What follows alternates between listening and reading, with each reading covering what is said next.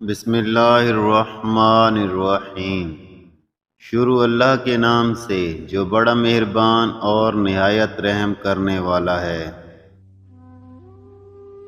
حضرت علی رضی اللہ تعالی عنہ نے فرمایا، کبھی کسی کے سامنے اپنی صفائی پیش نہ کرو، کیونکہ جسے تم پر یقین ہے اسے ضرورت نہیں، اور جس سے تم پر یقین نہیں وہ مانے گا نہیں۔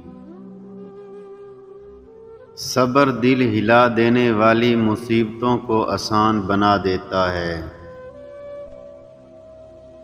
کسی کو اس کی ذات اور لباس کی وجہ سے حقیر نہ سمجھنا، کیونکہ تم کو دینے والا اور اس کو دینے والا ایک ہی ہے اللہ، وہ اسے عطا اور آپ سے لے بھی سکتا ہے۔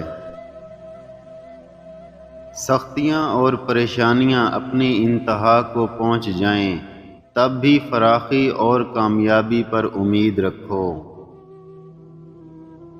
اگر تمہاری ہمت اتنی بلند ہے کہ لوگوں کی اصلاح کرنا چاہتے ہو تو پہلے اپنے نفس کی اصلاح کرو۔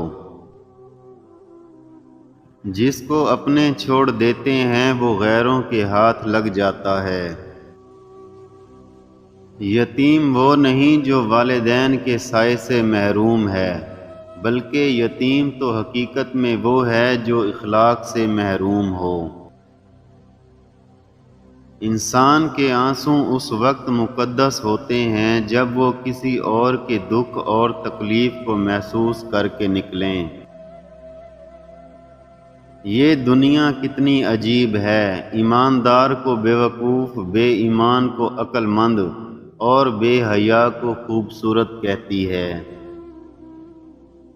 جب تمہیں کبھی اپنے رزق میں کمی نظر آنے لگے تو کچھ مال اللہ تعالیٰ کو دے کر اللہ کے ساتھ تجارت کر لیا کرو۔